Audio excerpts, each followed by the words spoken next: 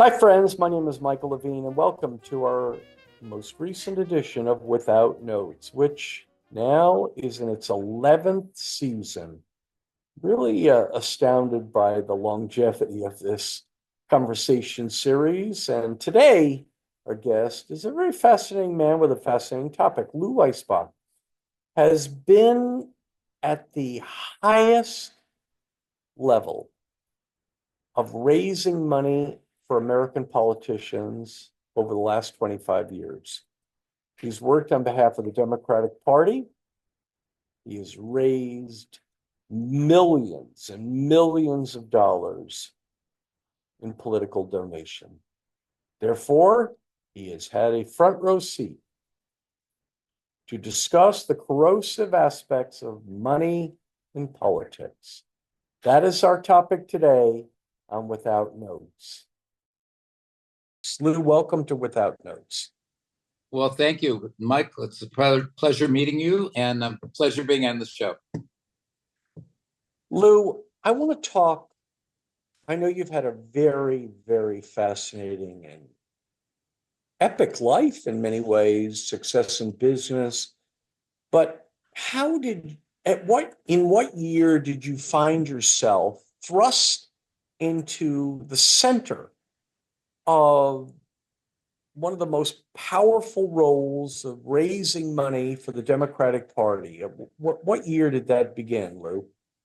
So that began when I stepped down as the CEO of Halo, which was a public company, and I met the head of the DNC, who at the time his name was Steve Grossman, and that began a process to where I felt that I felt very strongly in those years about the Democratic Party and about what the Democratic Party stood for. And I would say much differently than I feel today. And they asked me if I would be willing to become the chairman of the Jefferson Trust. And there had only been one prior chairman of the Jefferson Trust, and which was the organization that housed the largest donors in America for the Democratic Party. And I felt so strongly about it, and I wanted to kind of use whatever skill sets I had to help the Democratic Party at the time achieve its agenda. And so I gladly accepted it, and it was something that really changed my life. And Lou, what year was that? So let's frame that. The DNC, of course, is the Democratic National Committee. What year do you begin this journey? It was in the 1999 2000 timeframe. Okay. So in 1999, 2000, which of course is a very different time in American life, you begin a journey raising money for the Democratic National Committee with the largest donors in America. Is that your assignment? Uh, that was my role, but I should preempt my comments by saying that I had already been very involved with the party, and Bill Clinton had already been to my house. I had already slept at the White House. Hillary had slept at our house. So I was knee deep in relationships, and I felt very strongly about what the Democratic Party stood for and how the Democratic Party was at that time. And if you think back at that time, was trying to unite the country and was trying. Bill Clinton had and I watched him do this firsthand often, had a unique skill set of being able to bring both sides together in a room and get things done. And Bill Clinton also had a single message that was the same message in every room. He didn't go from one community to the other and change his messaging for political purposes. His messaging was always the same. So I became so involved with him and felt so strongly about his political skills personally that I considered it an honor and a privilege to serve in that capacity. And when you say that Bill Clinton, President Clinton, had a identical message in whatever room he was, what was the central message that so enamored you with the president at that time? Um, well, so one of his big initiatives at that time with Eli Siegel was welfare to work, and he created 20. That effort created 22 million new jobs, just as an example. But his messaging about other issues, including healthcare, including unifying people, including taking the divisiveness out of politics. And it's not just his messaging, but people can talk all day, every day, but he lived it. I mean, I was in rooms with him with leaders of the Republican Party and the Democratic Party, and there was warmth and there was real relationships. And he would always say to me that it doesn't matter if I need to get something done, whether I'm working with a Democrat or Republican. I just have to know what their focuses are, and I will bring people together around getting things done on both sides, which is something that we don't see today, obviously, but something that I believe is sorely missing. Well, and clearly, Lou, you speak of another time. This is a very, very different world, a very different time in America. So you go on this journey, you take this assignment, you have a strong relationship with the President of the United States, Bill Clinton, and the First Lady, Hillary Clinton, and you begin a journey in where your responsibilities are raising massive amounts of money for the Democratic Party. Now, my question begins by exploring with you in your first 6 months of doing this, what are you surprised to observe? What and you're a very savvy businessman. You've dealt with very wealthy and influential people all your life. But yet you're on this new journey on behalf of the President of the United States. What do you discover that might be surprising to you? I discovered that I perhaps had the easiest job in the world because traveling in the United States with Bill Clinton and having somebody at my side who had the people skills that he had and still has Yep. took me on a remarkable journey. And Yes. it changed my life in many ways. First of all, raising money around him was the easiest role in the world, just because to meet him is to love him. And I remember many times where there were people that I know didn't care for him from afar, but as soon as they came under his spell, That's right. having him look in their eyes and speak to them as an instant friend, and they totally changed their viewpoint of him. So there's Lou, nobody. yeah, I have I was heard repeated stories that match what you're saying. I know people that have been in a room with Bill Clinton who hate his guts. And in a half hour, they loved the guy. They thought he was the greatest thing in the world. It was really a magical kind of almost David Copperfield like spell. there's no question, but I'll tell you what else was special about him. In the world that we're in today, when you email somebody or text somebody or call somebody, the average person, if they get back to you, get back to you maybe in 5 days and 7 days. If I called Bill Clinton, I would get a call back that day. I mean, and that's special, but he was that way with everybody. And Yeah. that was for the president of the United States to have that type of warmth and that Yep. type of connectivity to people. So Yep. when I started in my role, the first 5 of the first 10 events were at Barbara Streisand's house, Lou Wasserman's house, Chaim Saban's house. Harvey, I shouldn't say this, but it's true. Harvey Weinstein's house and Rob Reiner's house. And so for me This is to like a Democratic Liberal Hall of Fame. I mean, wow.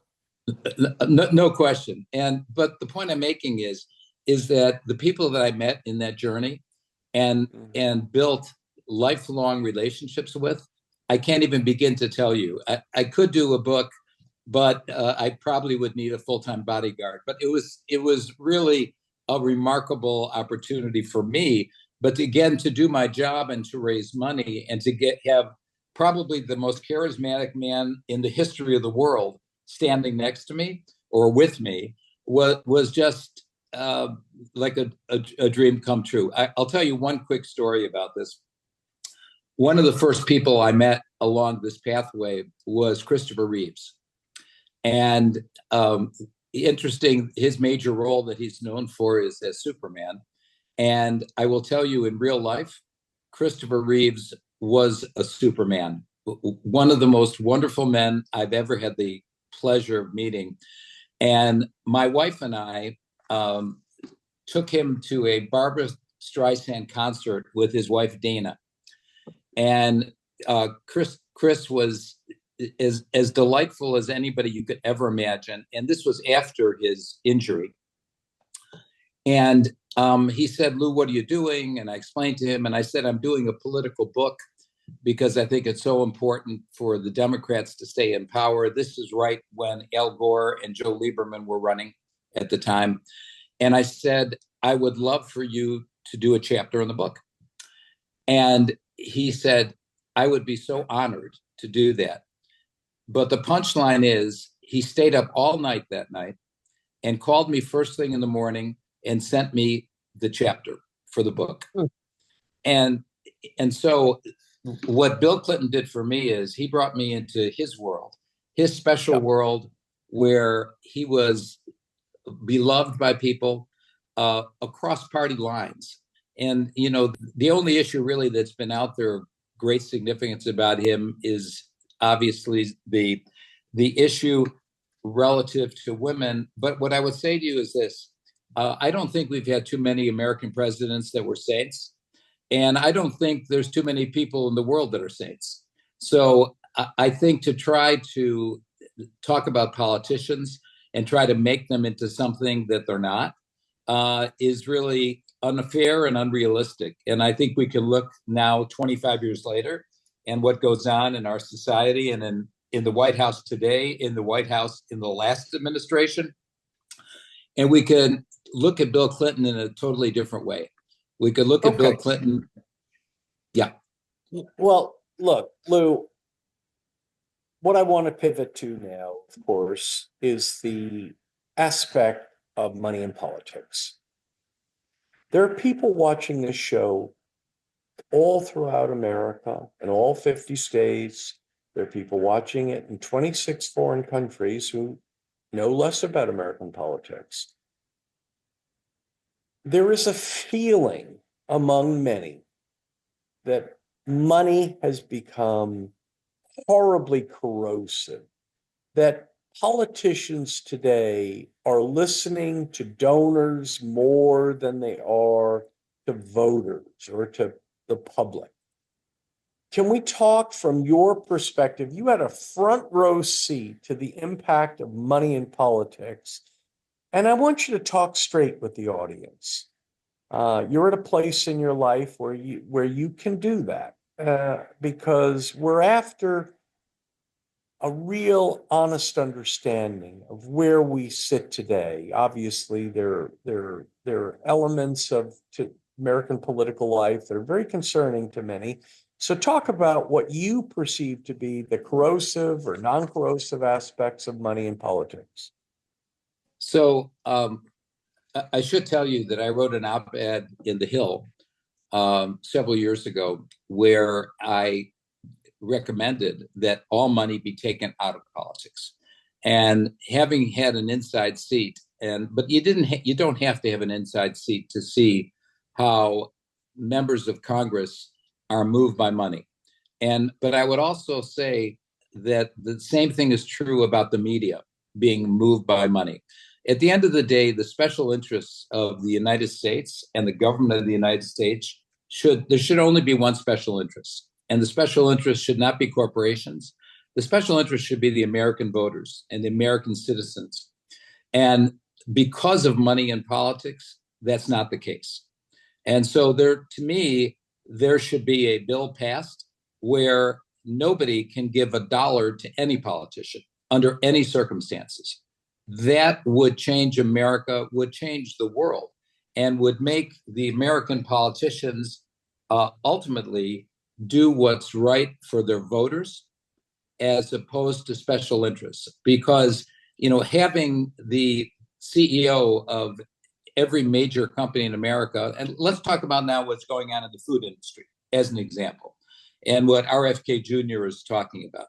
Well, why do you think in America today we've got thousands and thousands of approved ingredients to be in foods that we know are cancer producers, and yet there's other countries that have 40 products? Now, why would that be? Unless money in politics.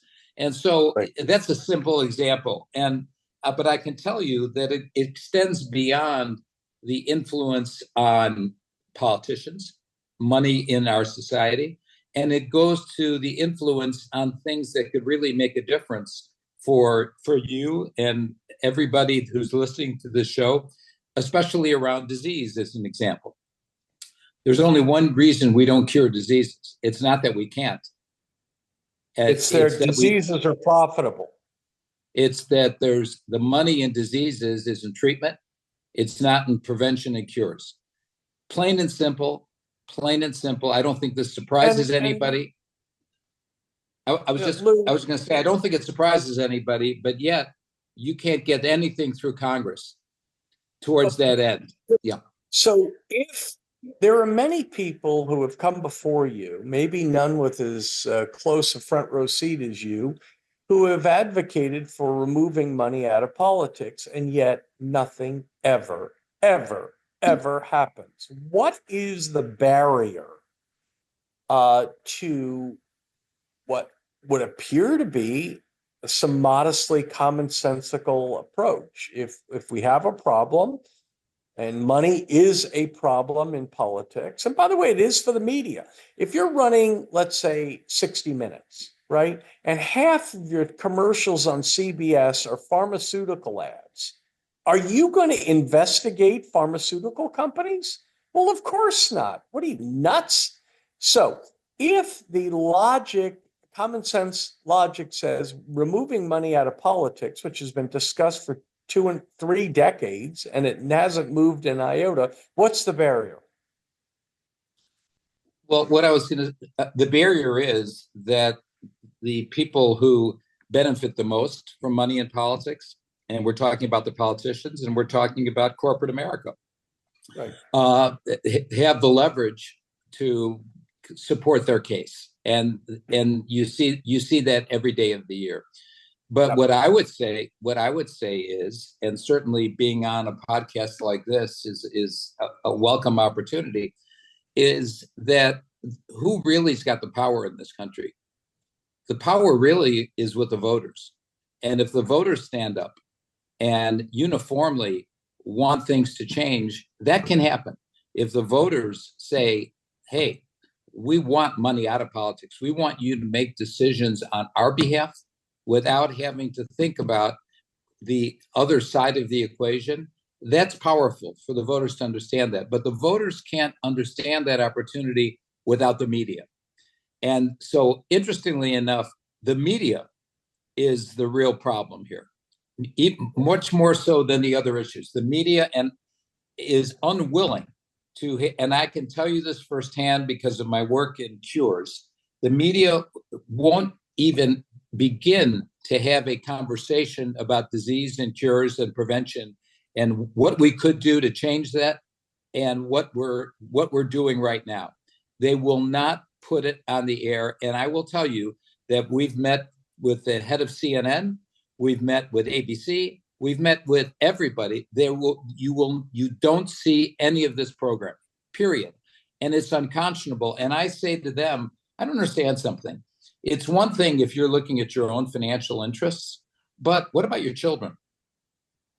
What about your children? What if Alzheimer's and Parkinson's doesn't have to exist anymore? What if pancreatic cancer doesn't have to be a killer anymore? And I happen to know that it doesn't have to be. I said, doesn't that bother you that you're standing in the way of that? And the answer is this country cares more about money than integrity and decency. Wow. Well, look, I want to talk when you talk about the media, and you're putting them right in the center square here of corruption. How did you react, Lou, as a former head of the Democratic Party's fundraising effort over the when you now, with the advantage of hindsight, see what the Democratic Party and the media, in a seeming agreement or conspiracy, uh, withheld the obvious information of President Biden's decline, and so egregiously, I mean, hundreds of people, senators, congressmen, chief of staff, Department of the Secretary of State, media outlets, ABC, CBS, NBC. When you think about this as an American, how do you react? I react in the following way: that politicians, by and large, um, believe they're above the law and believe they can say anything that they want to say. And now I'm not giving the Republican Party a free pass. This is No. true across the Democratic lines and the Republican lines. Yep. And I know a lot of these people, and I know a lot of them before they got into politics, and I know them after they got into politics. And the Right. dynamic shift in who they are as human beings is so palpable and so obvious to me. There are people who I were some of my best friends in the world who were at my kids' weddings, who I went public with using as a banker, who are now governors and senators, who I don't talk to anymore because they really believe that they're above the law and they don't have to talk to people anymore. And they're going to do what they're going to do, but it's all about their self-interest. And their self-interest means, where am I going to get money from for my next campaign? And what do I have to do to win? And to me, when you take the oath of office to run to be a senator or a congressman or a president, you are supposed to put the people who live in this country first, not your donors, not anybody else, but the American citizens first. And that's what's wrong with our society today. That's the cancer. When we talk about disease, we're talking about diseases in different forms. And unless people wake up and do something about it, this is only going to get worse. Lou, I want to go back again to the recent episode of this outrageous, maybe the most criminal thing in modern political life, where people of the Democratic Party and the mainstream media obviously could see what was apparent to anyone above the age of 10 in the cognitive decline of the President of the United States. And yet they did nothing. They covered, they gaslit, this is among the most outrageous scandals of modern political life.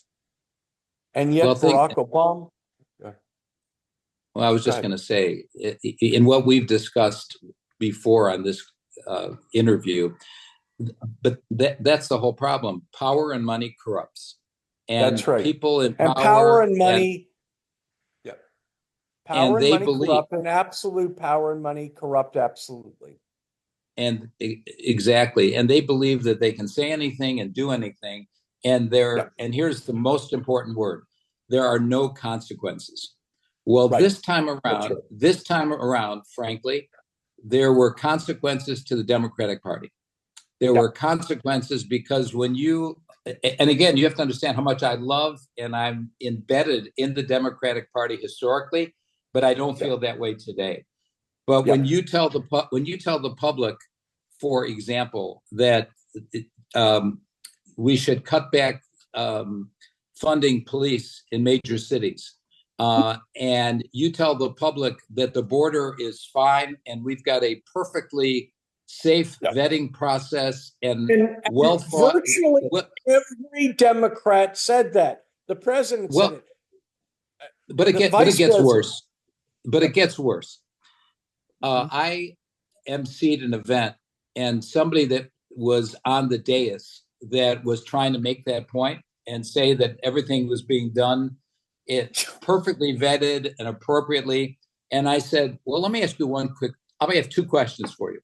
25,000 Iranians have crossed our southern border. How did you vet them? Just explain to me. Did the Iranian government work with you? Did they give you the information? Or what about 27,000 Chinese nationals? Explain to me how you vetted them. If you can explain it to me, then you continue your dialogue, but you can't. And so stop trying to sell us that stuff. And so, but the ultimate their response, when they don't have a response, they have one nuclear weapon that they have tried to use, which is now failing. Well, Lou, the reason you don't understand what I'm saying is because you're a racist. You're a racist, Lou. And that is their answer to everything. You're a racist, you're a homophobe, you whatever it is, they try to attack you so that you can't ask legitimate questions. Lou, I wanted to mention something you said earlier, and I wanted to share this with you. I believe you know this person, maybe, I don't know. Dick Morris. Dick Morris was a consultant for Bill Clinton, as you know. Yep. He said something to me once after he left the White House. He said, Michael, when you work in the White House, you think that traffic lights are for other people. I thought that was a very profound remark. It's kind of what you indicate. You don't think those traffic lights, those green and red lights, they're for you. They're for other folks. You don't have to pay attention to traffic lights. You can do whatever you want and the world will just accommodate you. Is that a fair remark? I think it's a fair remark. What I would say to you is that to me, the future of American politics is that there has to be consequences to bad actions. The Democratic Party ended up with real consequences in the last election to bad actions. But now, looking into the future, the same standard has to be held by the Republican Party.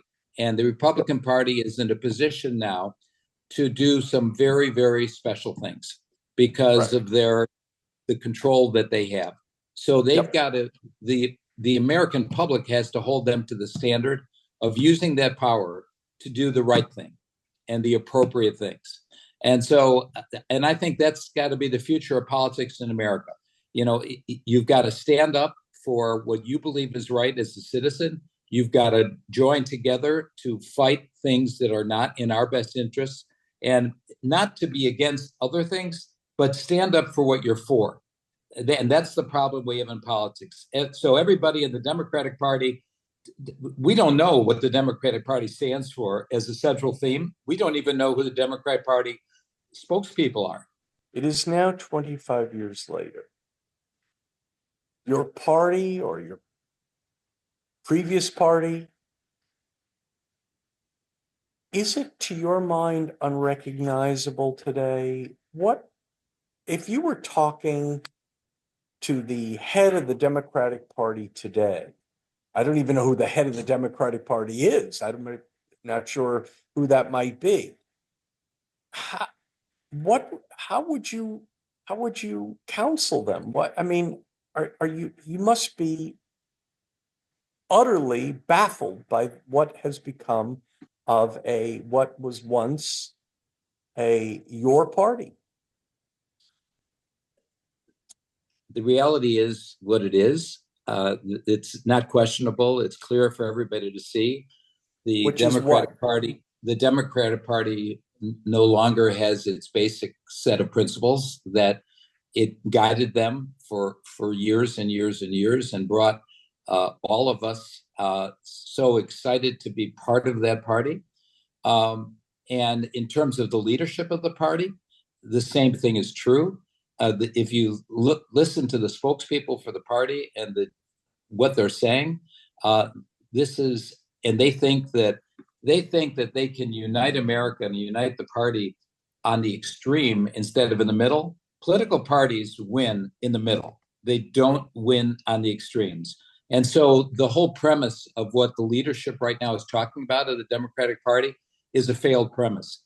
But I would say that the same thing now is going to be true of the Republican Party. The middle of the country is their opportunity is to govern and make the everyday person who lives in this country around every issue their focus.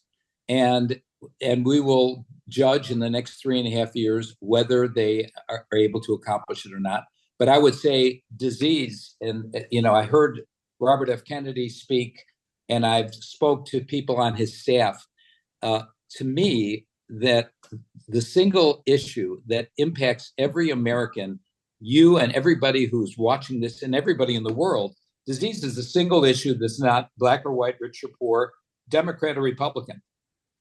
And to the extent that this administration kind of lets that go by and lets people continue to suffer and die from diseases that don't need to exist anymore, and putting out concepts relative to disease that are just false because they don't want to spend money, to me, that's going to be something that we as citizens should stand up and fight for.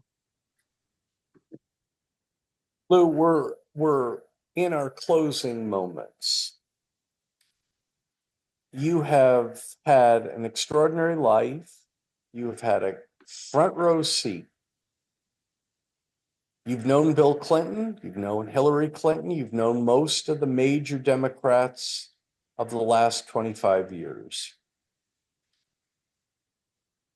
Does Bill Clinton or Hillary Clinton understand the sorry state of their political party at this moment, or are the leaders of the Democratic Party in denial, or what is the thinking that allowed this tremendous disastrous result for the party, but more importantly, what is their thinking of, you don't solve problems until you admit you have them. So what is the thinking among the leaders of the Democratic Party currently? So I would say, and I go now back more to 25 years ago, I would say that Bill and Hillary Clinton of that day were two of the most intelligent people, easy to talk to, direct people. These are two people that I know with certainty today understand full well what's going on with the party. I don't have to have a conversation with them about it. You can't miss it. And but Lou, if both... that's true, hold on, Lou. If that's true, and I believe you to be right, I have no reason not to believe you to be right. How do you explain Bill Clinton, Hillary Clinton, Barack Obama, Michelle Obama, Nancy Pelosi, Chuck Schumer's silence day in, day out, day in, day out, day in, day out over the outrageous southern border completely open? I mean, you have to try to reconcile this. Their silence is agreement, is it not, Lou? So my answer to you is the following. Politicians, and we talked about this earlier in the broadcast, politicians have to look at things as right and wrong in very direct terms. Right. And politicians, by and large, don't do that in today's world, in today's reality. Including Bill Clinton, including Hillary Clinton, including Barack Obama, including Michelle Obama, including Chuck Schumer, including Nancy Pelosi, and of course, Republicans as well. Well, I would say it's not fair to lump current politicians in with previous politicians, because previous politicians are looking at America and their lives from a different perspective as people who are empowered today. So Okay. I wouldn't, Right. Fair enough. I'm not Okay. comfortable with you That's lumping a fair remark. that whole group together. But so I would say that Johnson and Schumer and Nancy, they're still in that world. So Right. I would look at them in one way, but they're going to make their calculations based on the future because they're still in the game. Yeah. Politicians who have retired are really looking at America and life from a different lens. So that's the point I would All like right. to make. One last question, Lou. Prophecy is dubious business. It does appear that the glory days of the mainstream media are significantly diminished, if not over. People are increasingly looking for their information from sources that are alternative to the mainstream media. I saw a number recently where CNN now has under 500,000 viewers a night. Is the mainstream media forever stained? And was it, in fact, their arrogance, their biased arrogance, elite biased arrogance that was the cause of their demise? So first of all, I don't think they're forever stained, but the point you're driving towards, and I would fully agree with you, is when you can turn on 7 different networks, and let's just say we're talking about Fox, CNBC, ABC, CBS, NBC, MSNBC, Newsmax. and CNN. I'll just pick those 7. Yeah, sure. And Okay. and there's an event that happens in the world today, and I switch to all 7 of those networks, and they're reported differently. I mean, a fact is a fact, a happening is a happening, and they're reported differently because they are trying to figure out what's the best way to report it relative to our viewing base and relative to our advertisers. And until that disease gets out of the media, then all of the other areas of media are going to flourish, and traditional media is going to continue to suffer because people are sick and tired of watching stuff that they know is blatantly not true, that they know is one-sided, that they know, and it doesn't matter. Think about all the shows that, when you tune into it, you know exactly what their agenda is. You know what their model is. The model should be honesty, integrity, and truth. Period. Just tell the stories. Bring on interesting people. I think further, Americans have grown sick and tired of being belittled by people who obviously hate them. And whenever they respond with their thoughts, feelings, sincere thoughts or feelings, they're referred to as racists or bigots or homophobes or whatever. In other words, if you are a parent in America and you do not want your 4-year-old child to read a book about drag queens, you obviously are homophobic. Well, this is nonsense, and Americans know it's nonsense. And there's a great saying, Lou, and I don't know who said it, but the answer is money. Now, what's the question? Money is, and you have done an outstanding job today at bringing forth the corrosive aspects of money in politics, the place we find ourselves in. You're an American with a vantage point and a point of view that should be heard. And if the Democratic Party or the Republican Party had any brains, they'd be sitting and listening to you and others like you who have nothing to gain by telling the truth. They just, facts are stubborn things, as I believe was once said. And I thank you very much for your honesty and your candor today. It's hard to talk as straight as you have about a party that you once loved, and yet you feel very, very detached from today. Well, it was my pleasure. And there's an old saying that the truth will set you free. And I believe in that strongly. And I want to make clear that my comments were about both parties. My Oh, yes. comments about what's wrong with politics in this country are not about the Democratic Party. It's about both parties, and both parties basically for their own self-interest continue on that path along with the media. And until we as citizens of this country resolve those issues and make the people in power look at the special interests of their job as being the citizens of this country, we're going to continue to have these problems, and we're going to continue to have the divisiveness that we have in politics, and everybody pointing fingers at the other side instead of taking responsibility themselves. That is correct. Lou, you've been a joy to talk to. Thank you for your time. Thank you for being an outstanding partner on this journey. And we will see you again on the next episode of Without A Notes. pleasure. A pleasure. Welcome being with you anytime. Well, friends, this is Michael Levine Without Notes, finishing a riveting episode that I think will have some historical value. Lou Weisbach spoke openly and honestly about the corrosive aspects of money in politics. Straight talk express here. He criticized his former party that he claims he doesn't recognize any longer. And he criticized both political parties, which I think is healthy for our democracy. He brought up topics that are very relevant to why many Americans feel detached from the two major political parties, and maybe as importantly, why they feel horrified at the bias of what they feel is the mainstream media.